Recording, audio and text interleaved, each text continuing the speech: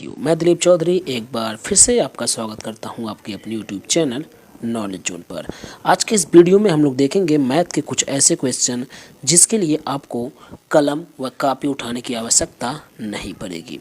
आपको केवल और केवल ट्रिक से आज के जितने भी क्वेश्चन होंगे केवल और केवल ट्रिक से हम लोग सॉल्व करेंगे और मुश्किल से मुश्किल 30 सेकेंड के अंदर सारे के सारे क्वेश्चन को सॉल्व कर देंगे। तो चलते हैं आपको लेके कुछ ऐसे ही धमाकेदार ट्रिक की तरफ, लेकिन उससे पहले अगर चैनल पे नए हैं तो चैनल को सब्सक्राइब और बेल आइकन को प्रेस कर लीजिएगा ताकि नए नए अपडेट आपको मिलते रहें।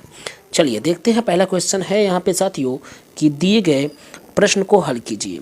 ठीक है, सिंपल सा क्वेश्चन है कि 1 + 2 + 3 + डॉट डॉट डॉट + 48 + 49 + 50। उसके बाद हम देखेंगे तो 49 + 48 + dot dot dot + 3 + 2 + 1 = question mark. तो यहाँ पे अगर हम देखें साथियों तो यहाँ पे हम लोगों को दिखाई दे रहा है कि और ये आपको इंक्रीजिंग ऑर्डर में बढ़ते हुए क्रम में आपको दिखाई दे रहा है। 1 2 3, उसके बाद फिर 48 49 50 बीच में डॉट डॉट है, तो इधर 4 5 6 से लेके 47 तक की अंक लिखे हुए हैं। फिर देखेंगे तो यहाँ से 49 48 और प्लस डॉट डॉट डॉट करके 1 तक आया है। तो हम कह सकते हैं कि यहाँ से लेकर के यहाँ तक बढ़ते हुए क्रम में है, फिर यहाँ से ये सीधे घटने लगा। ठीक है, तो इस तरह का अगर क्वेश्चन कभी भी आए तो इसके लिए आपको कॉपी कलम की आवश्यकता नहीं पड़ेगी कि आप यहाँ पे और सम निकालें। ठीक है ना, कि एपी का यहाँ पे आप सम निकालें बैठ के और सवाल को हल करें, सूत्र लिखें और सूत्र पे हल करें तो काफ़ी समय चला जाएगा। सिंपल सा ट्रिक जानेंगे, 1 सेकंड में क्वेश्चन को हल कर देंगे।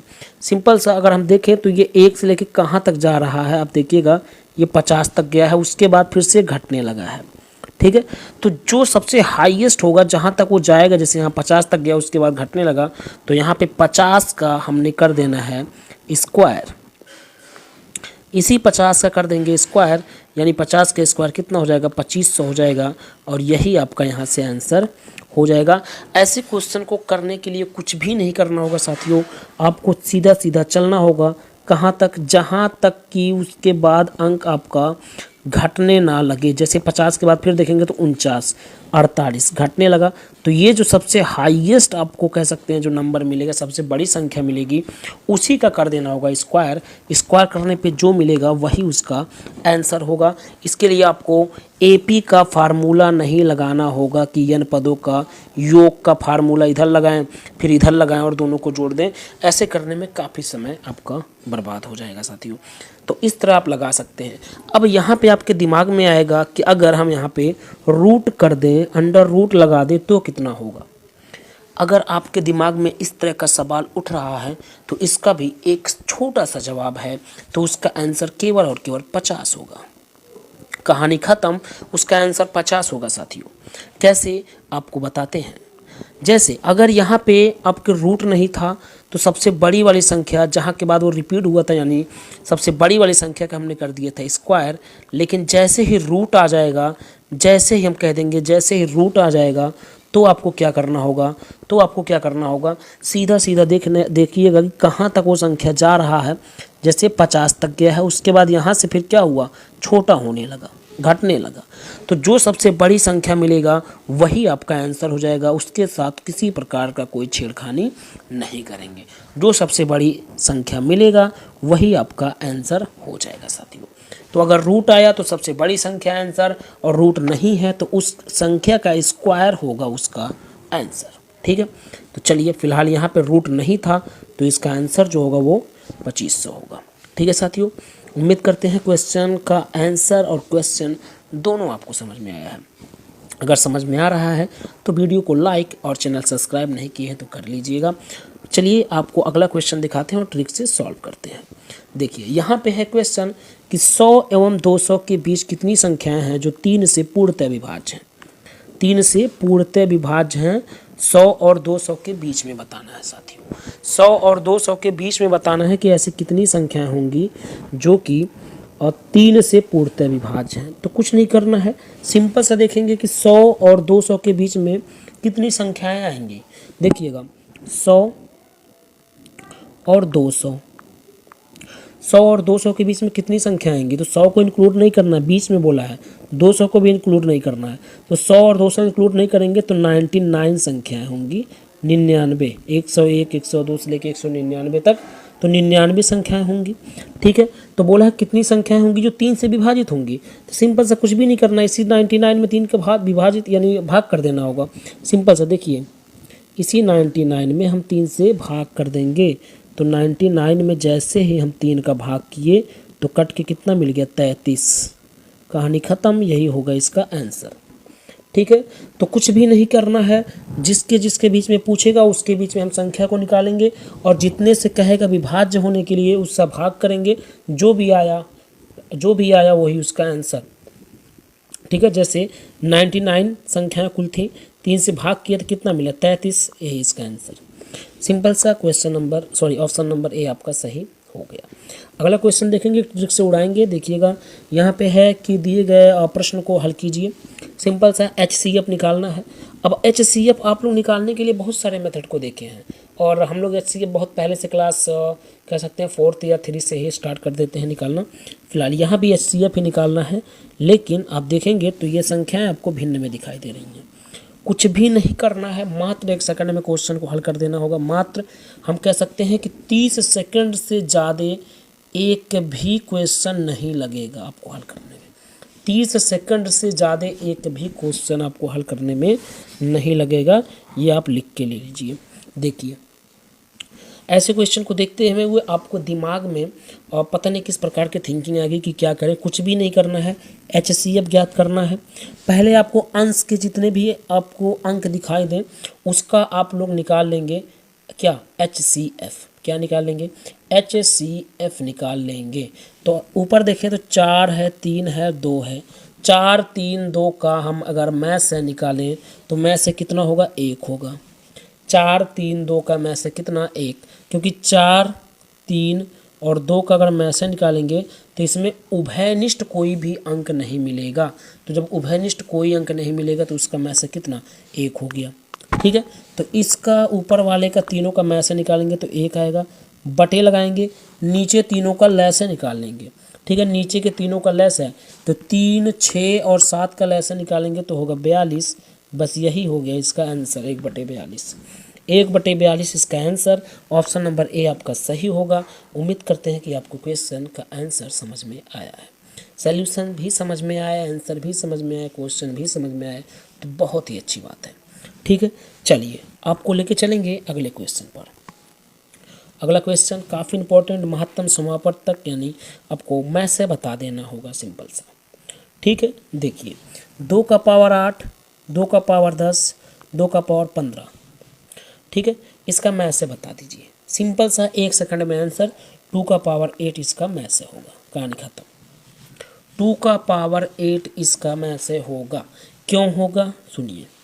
अगर कभी भी आपको पावर के रूप में संख्याएं दिखाई दें, जैसे यहाँ 2 का पावर 8 है, 2 का पावर 10, 2 का पावर 15, तो ऐसे कंडीशन में हम लोग क्या करेंगे, ऐसे कंडीशन में ध्यान से आप लोग कार्य करेंगे।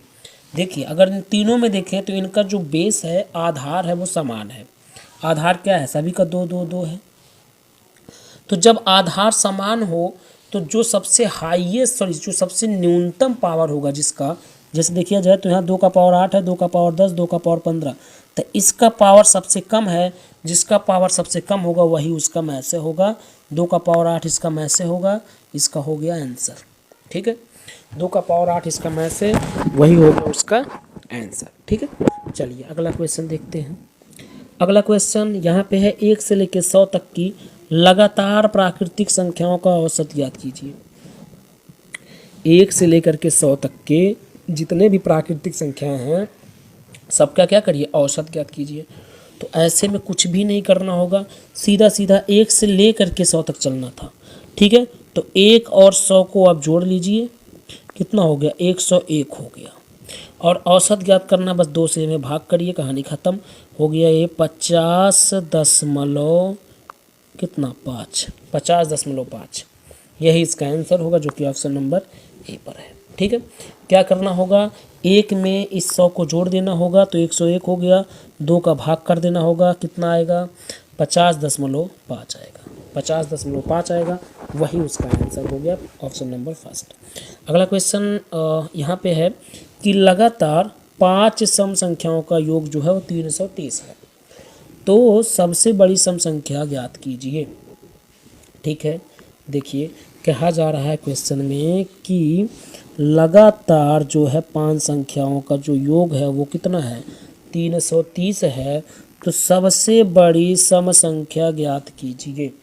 ठीक है, ऐसे प्रश्न को हल करने के लिए अब देखिएगा, अगर सबसे बड़ी सम संख्या या विषम संख्या पूछे, सबसे बड़ी सम संख्या या विषम संख्या पूछे, जैसे यहाँ पे दिया ना कि 5 संख्या सम संख्याओं का योग 330 दिया है, तो आपको क्या करना होगा, जो योग दिया हो योग लिखेंगे, योग लिखेंगे, बटे करेंगे, कितने संख्याएं थे, 5 संख्याएं थी, 5 कर देंगे, योग लिखे जो योग था और उसका बटे कर दिया जितनी संख्या उसको लिख लिए, फिर प्लस कर देंगे, प्लस कर देंगे, फिर क्या करेंगे, संख्या में से एक को घटा देंगे, संख्या में से एक को घटा देंगे, हो गया इसका यही आंसर।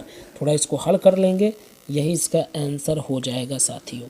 देखिए 330 को अगर 5 से हम भाग करें तो हम लोगों को मिलेगा 66, कितना मिलेगा 66, और प्लस 5 में से 1 घटाएंगे 4, यानी 66 और 4 जोड़ दिए तो 70 हो गया, 70 यहाँ से ऑप्शन नंबर ए मिल जाएगा। ठीक है, क्या बोले हैं एक बार फिर से समझ लीजिएगा।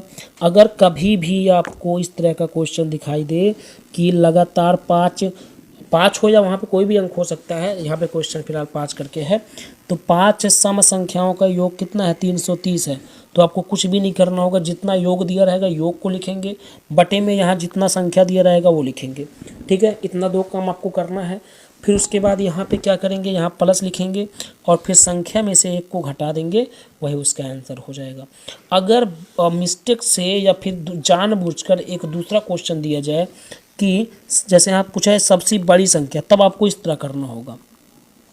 अगर सबसे छोटी संख्या पूछ लेगा तब भी आप योग में आपको संख्या से भाग ही करना होगा, बट यहाँ पे चिन्ह आपका नेगेटिव हो जाएगा, थोड़ा सा फर्क करना होगा।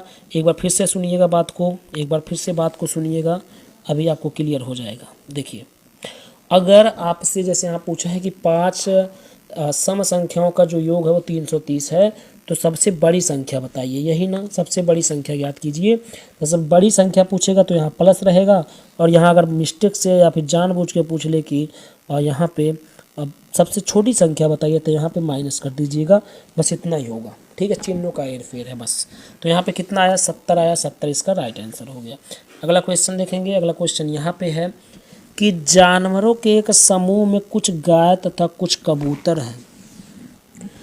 जानवरों के एक समूह है, एक गुट है, जिसमें कुछ गाय और कुछ कबूतर हैं, जिसके सिरों की संख्या जो है वो 142 है और पैरों की संख्या 392 है। तो बताइए कि समूह में प्रत्येक जानवर की संख्या कितनी है, यानी ये बताना है कि उसमें कितने गाय हैं और कितने कबूतर हैं। तो ऐसे प्रश्न को जब 2 समूहों की बात होगी, 2 जानवरों से मिलकर एक समूह बन रहा है, तो आप 4 पैर और 2 पैर हैं इसमें। देखिए कबूतर के 2 पैर होंगे और गाय के 4 पैर होंगे। तो ऐसे कंडीशन में आपको लगाने के लिए कुछ भी नहीं करना है, सिंपल सा ध्यान दीजिएगा। 4 पैरों वाले जो जानवरों की संख्या होती है, यहाँ पे हम लिख रहे हैं थोड़ा सा, देखिए अगर 4 पैरों वाले जानवरों की संख्या बोलें हम, ठीक है ना, 4 पैरों वाले, ठीक है, 4 पैरों की जानवरों की संख्या होती है, पैरों की संख्या, तो पैरों की संख्या कितनी हो गई, पैरों की संख्या देखिएगा, पैरों की संख्या 392, पैरों की संख्या बटे करके आप कर दीजिएगा 2, उसके बाद माइनस कर दीजिएगा, माइनस कर दीजिएगा यहाँ पे आपको माइनस कर देना होगा। ठीक है, उसके बाद कर देंगे सिरों की संख्या, सिरों की संख्या कितनी 142, बस इसी को हल कर देंगे, 4 पैरों वाली संख्या आ जाएगी, यानी 4 पैरों वाले जानवरों की संख्या आ जाएगी। तो इसको हल कर देंगे सिंपल सा, 2 से भाग करेंगे 392 में तो कितना आएगा, 100 आएगा 96 माइनस 142 घटा देंगे तो आ जाएगा कितना 54, यही इसका आंसर। एक बार फिर से समझ लीजिएगा, अगर इस तरह का प्रश्न दिया है कि 4 पैरों वाले और 2 पैरों वालों का एक समूह है, तो 4 पैरों वाले जानवरों की संख्या जो होती है, 4 पैरों वाले जो जानवरों की संख्या होती है साथियों, वो होता है पैरों की संख्या बटे 2 माइनस सिरों की संख्या, तो पैरों की संख्या हो गई 392 बटे 2 माइनस सिरों की संख्या 142। इसको हल किए तो हमारे पास निकल के आएगा 54। तो 54 यहाँ से हो जाएगा राइट आंसर। तो आज के लिए बस इतना ही, फिर मिलेंगे अगले वीडियो में, तब तक के लिए धन्यवाद। Thank you very much.